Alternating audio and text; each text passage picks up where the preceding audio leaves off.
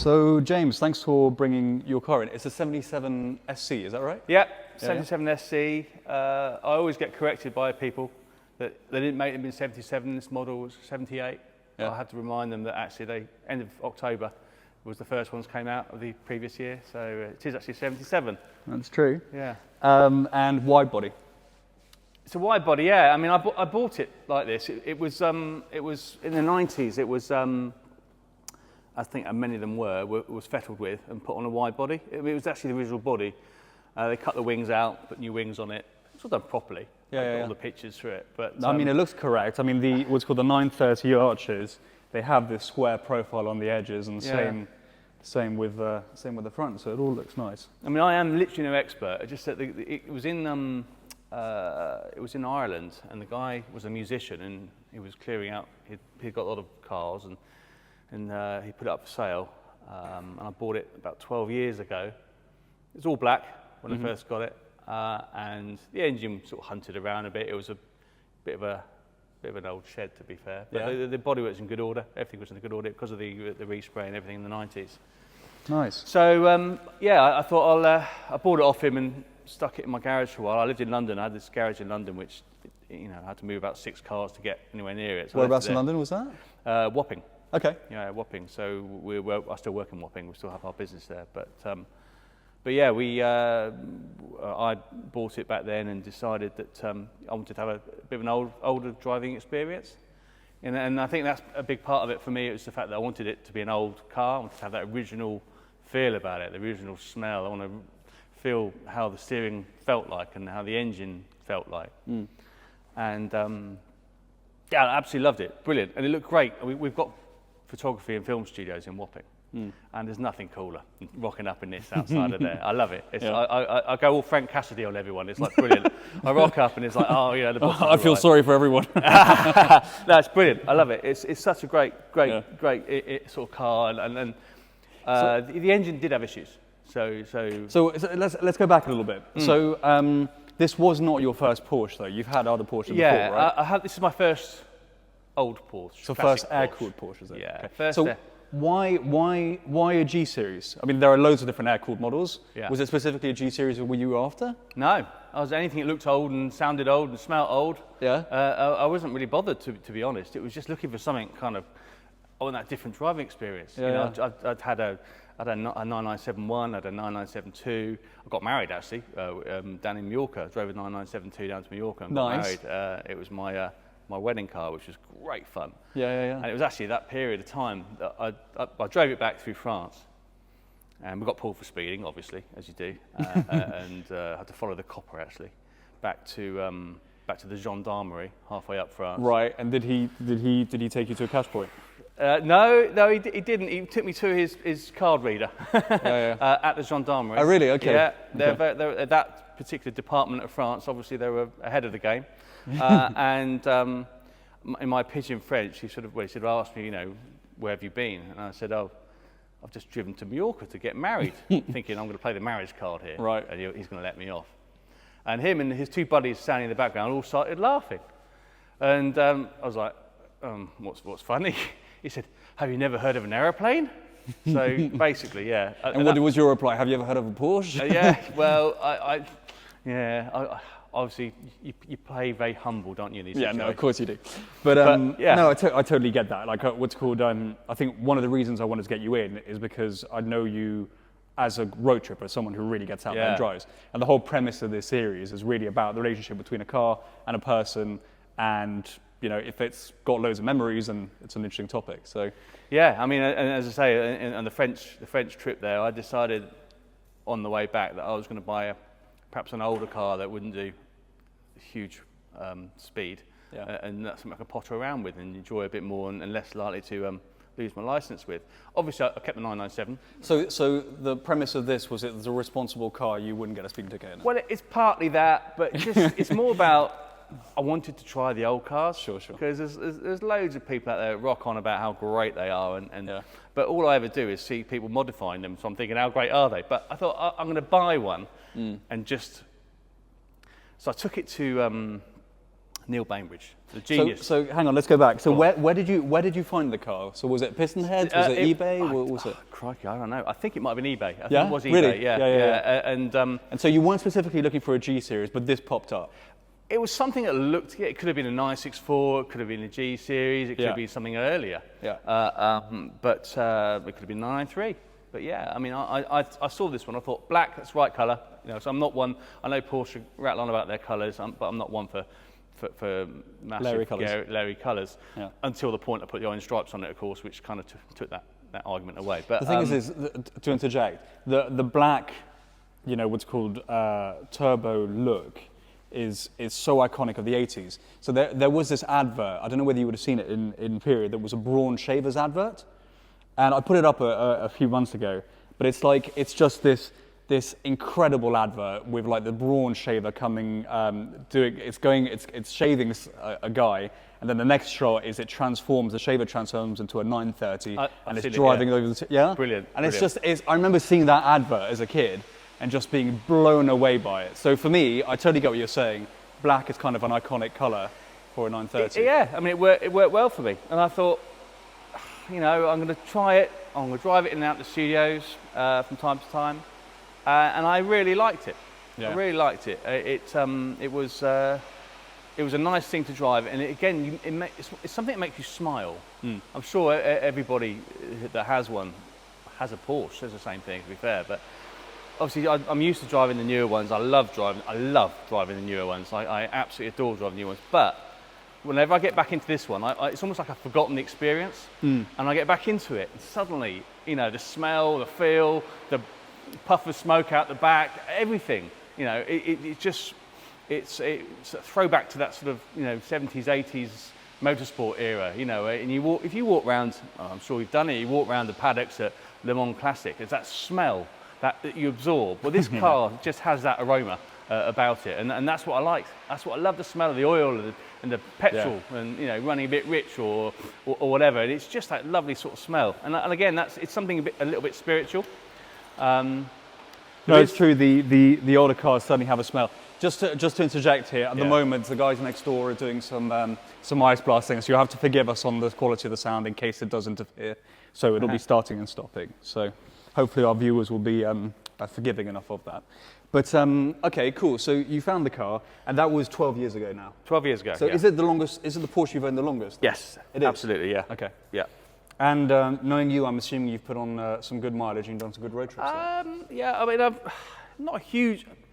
mean, I've done about 12,000. Which on average is 1,000 miles a year. It's not a lot, right? But I mean, but at the same time, you've got other cars, so you're forgiven. It's all right. I took it down to Le Mans for the Classic. Yeah. And I was with a load of my brothers and my mates who've all got supercars, right?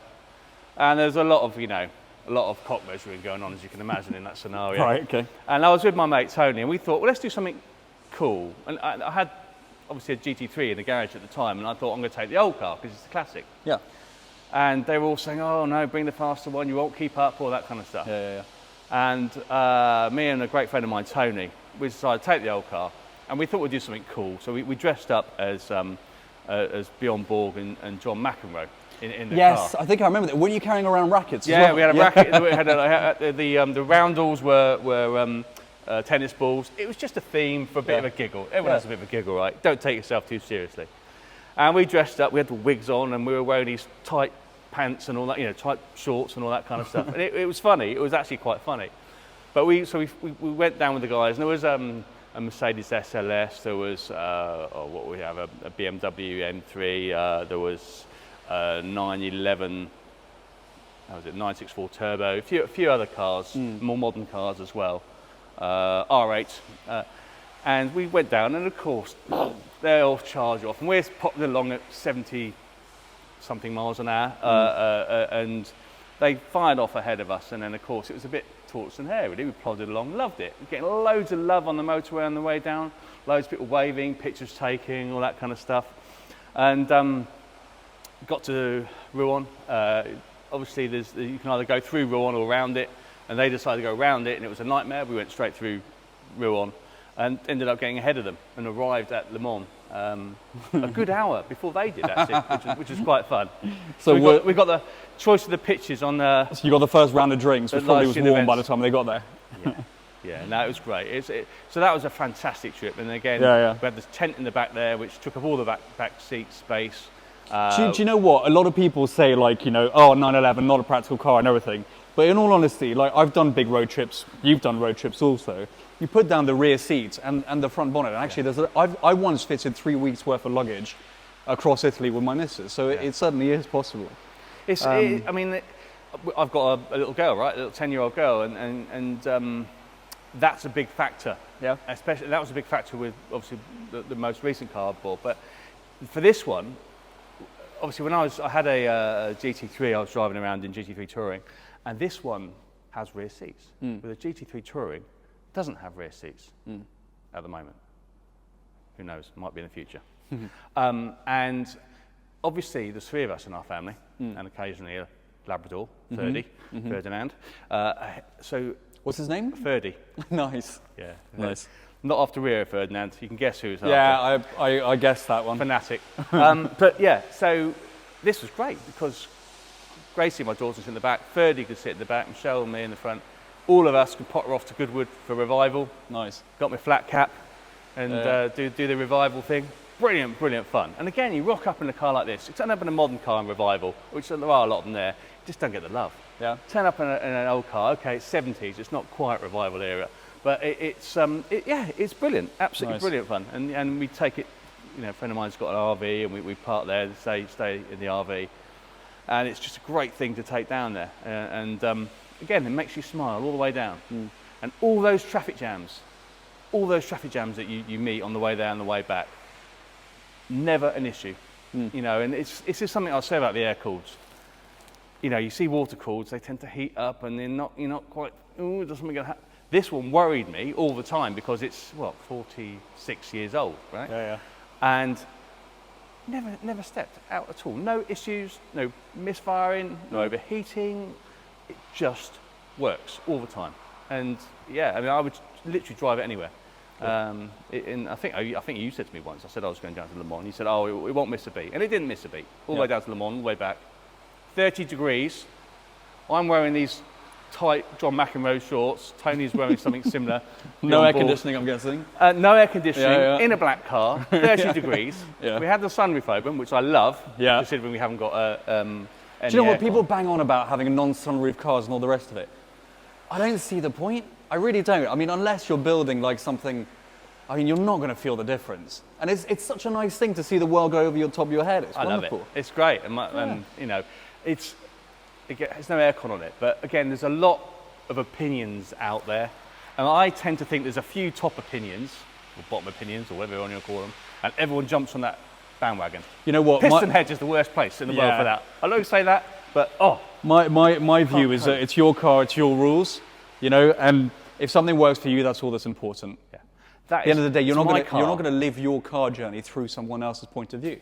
There's loads of people doing that though. You go on the threads and the forums, which I don't get involved in anymore, and oh my God, there are so many experts on there. You know, I'm glad that they like the cars, great, but please don't tell me how to spec. Well, don't tell me what I like and what I don't. People use cars in different ways. Some people, you know, some people do lots of mileage. Other people just have them in the garage. I think the world is big enough for everyone, and everybody can do their own thing. Absolutely. I'm a firm believer in you do you, and I'll do me. Live and let live, right? That's it, exactly. Yeah, live and let live. Anyway, let's talk a bit more about the car. So we've got 930 arches on the car. You've got orange decals down the side, so there is a bright colour palette to it. So did you do the orange? Yeah, that was a later thing really.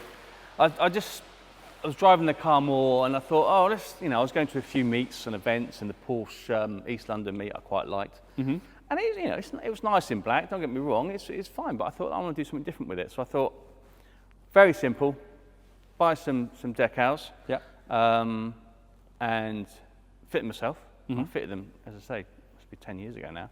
I took the wheels actually to Wheel Place in Tunbridge, and said, here's the decal. Make them that colour, and they did that, and that was it really. But again, it was a little bit of 70s kind of thing. Okay, it's probably nothing official about it at all, but it's just a bit of a fun thing, right? Yeah. Get that 70s vibe going on, bit sort of garish on the wheels and the I think it's nice. It's just enough to make it pop, just to lift it a little bit more. Yeah. And it gives it a little bit more character. You know, to me, like if it was just black with the black wheels, or you know what's called, it could be any car. Yeah. Whereas I see it black with the orange decals and the orange wheels, and I go, that's James's car. Yeah. So it's got your personality in it, which I think is really nice to see in a car when you make it your own. Indeed, and it comes to all the events for me. Or you know, it's so you know, whenever we do an event, often Michelle, my wife, or myself will drive one car or the other, and she's happy driving it as well. Great.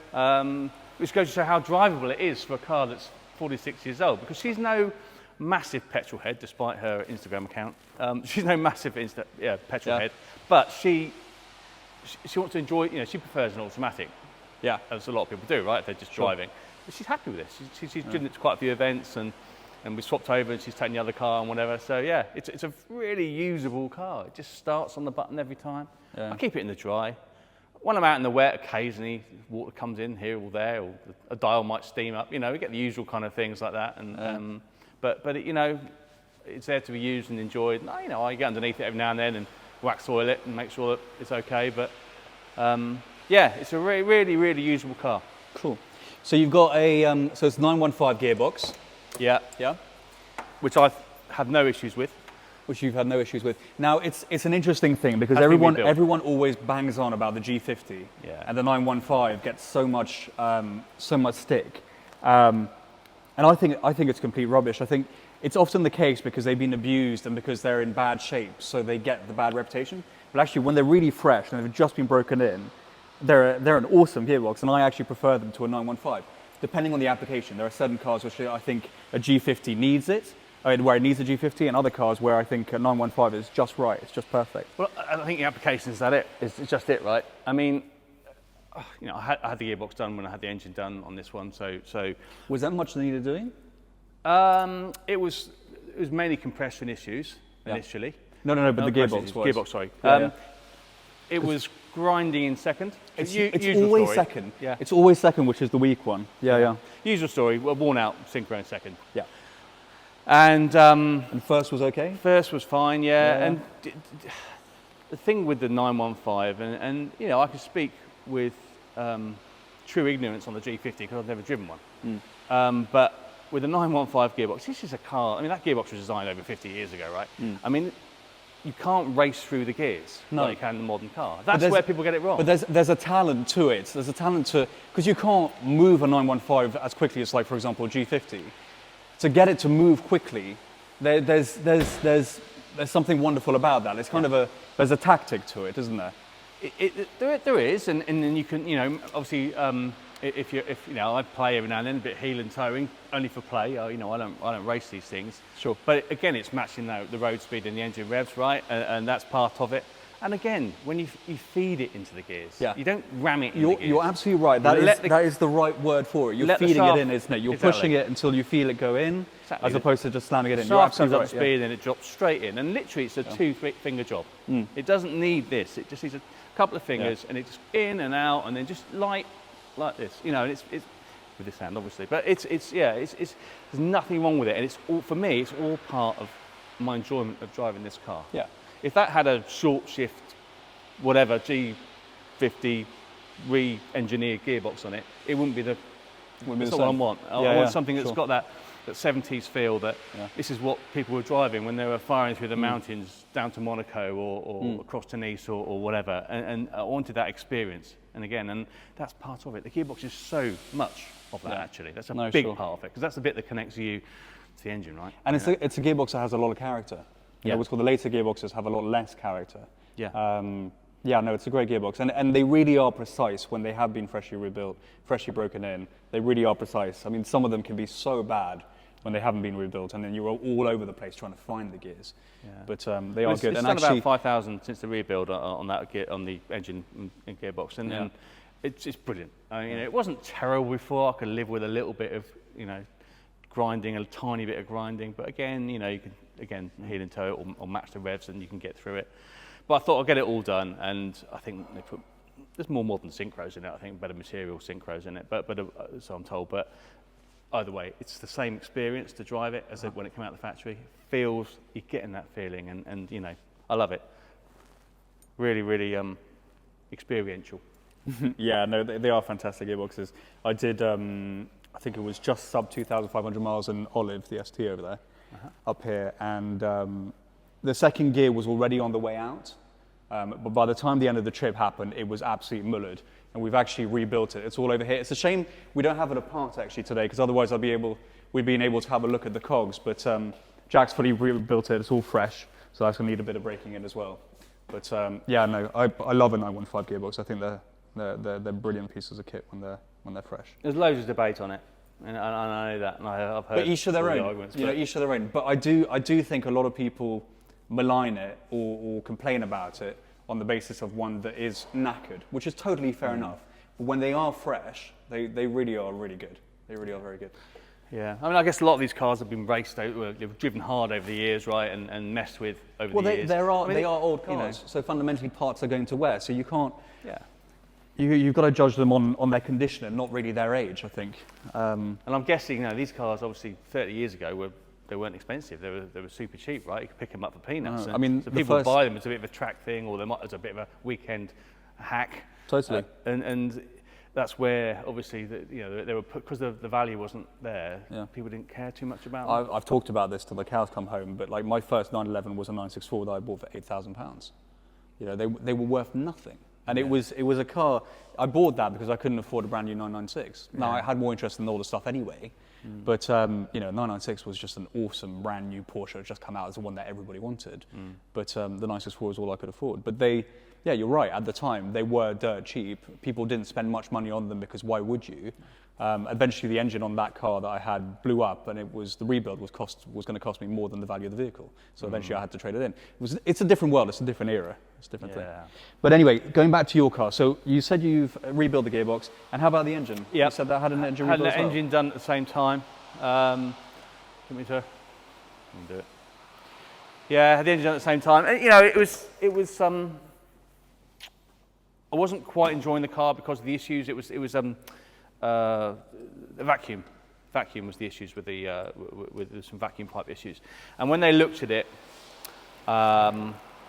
they came back to me with as is always the case when you go to a Porsche specialist, a long list of unexpected and some almost catastrophic issues with it.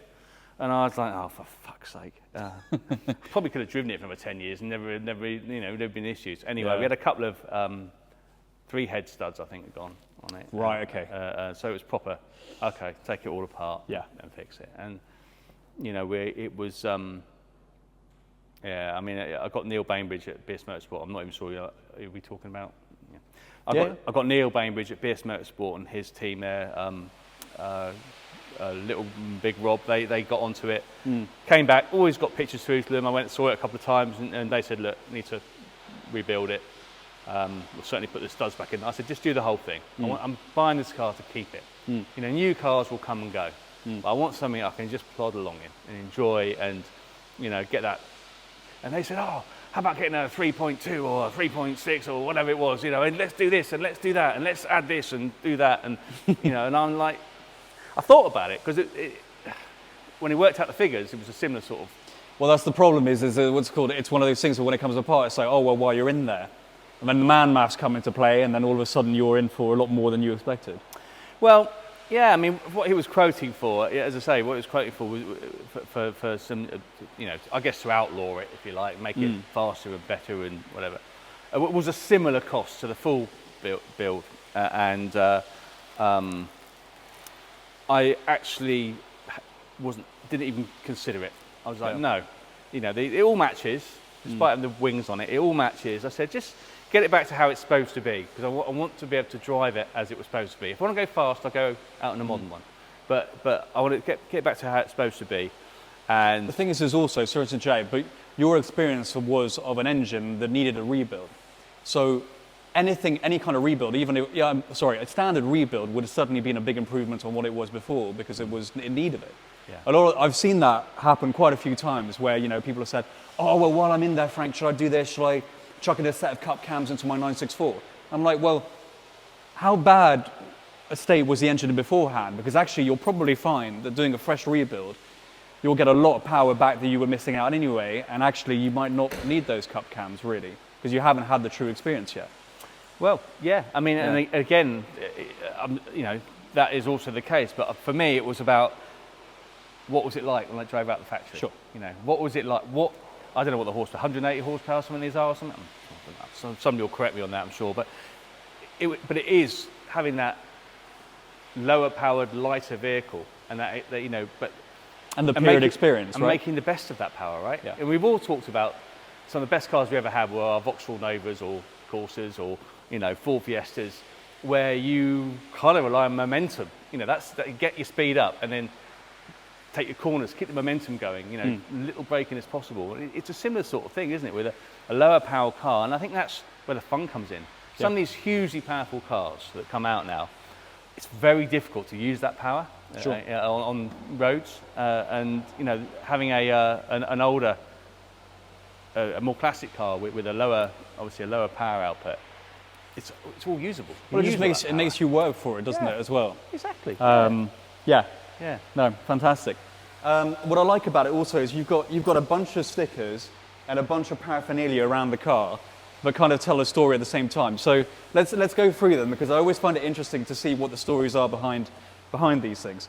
So we've got a Hot Wheels emblem here. What's the story there? Oh, that's more of a recent thing, really. It was one of the girls in the office. I took it to the studios, these film studios, and one of the girls came out. She goes, "Is that a real car?" And I said, "Yes." She goes, "It looks like my old Hot Wheels car." Yeah. And I thought, well, that was quite funny, really. So I got some Hot Wheels stickers for it, really, nice. with little metal badges for it. But again, it takes the edge off it and stops. There are a lot of serious people out there without being serious about their cars, and it's only a badge, right? You can take it off again, but it's just a little bit of fun, and again, it stirs a little bit of a conversation, doesn't it? For sure. Yeah, for sure. And there's your Instagram, Porsche Club GB. Yeah. What's this one here? What have we got here? That came from Porsche. Plastic register. From my dealership, Jardine Group, who I get my modern cars from, and they got in touch and said, "Oh, we're starting a register for older cars. You know, would you mind if you were on it?" And I think you get some discounts and whatnot. I think Porsche have obviously, as a manufacturer, have obviously realised that none of these cars in here, anywhere else, none of these 911s are probably ever going to die now. They're out there forever, and obviously there's a big market. You know, that's why I have all these independent dealerships coming up. So I think Porsche are obviously looking to get involved as much as they can. Exactly, for sure. and help support people with their cars. I mean, they are a brilliantly progressive company in terms of how much they look after their older cars, how much they promote them, and how much they get involved inside the community. Porsche have been sponsoring Megaphonics for the last couple of years. Is it last couple of years? It's been 2 years now, I think. And I want to say this is the third. But they're incredibly supportive. They just want to engage with the community, and they're very hands-off, very respectful of what it is that each of these kind of independent events that are going on.